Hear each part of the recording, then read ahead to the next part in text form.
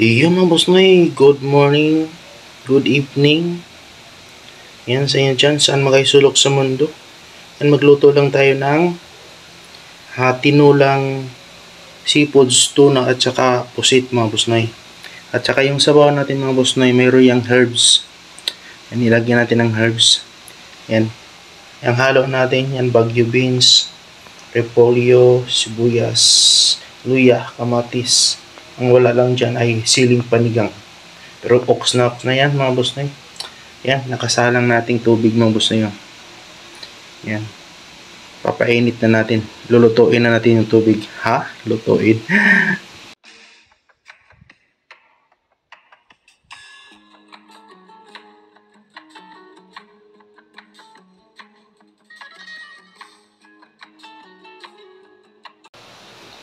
Lagyan natin ng asin. Para nagpirap na si boss niyo, wala ng asin. Nasana kayo yung mga asin ko nandun sa bag. Galing sa bundok.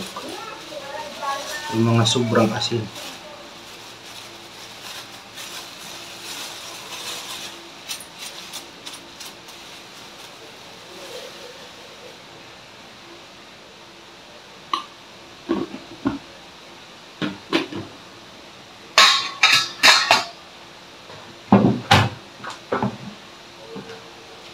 Wala rin paminta.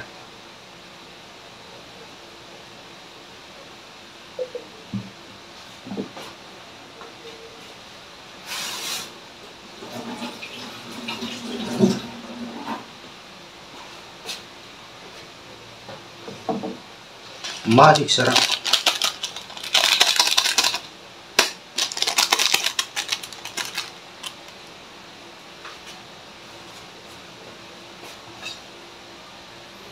Ilagay natin luya mga boss na yun. Luya, sibuyas.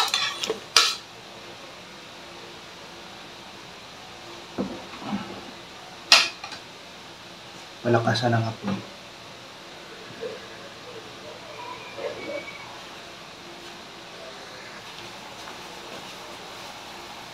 Ilagay na natin itong isda mga boss na yun. Yan. Tuna.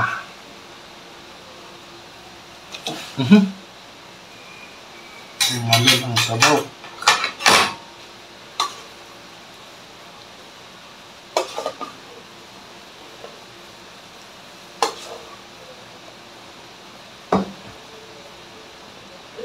Ilagay na natin itong gulay.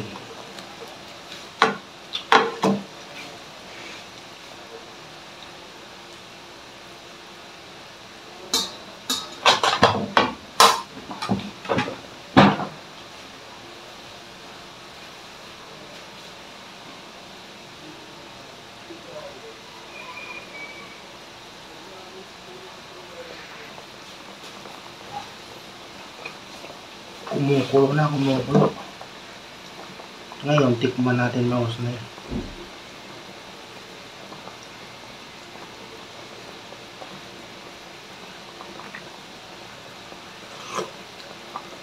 O, diba?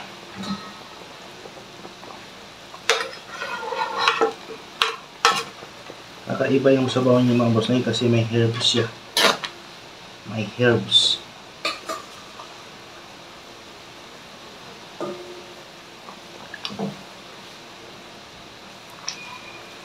Tuna at saka pusit. Squid. Tuna and squid soup.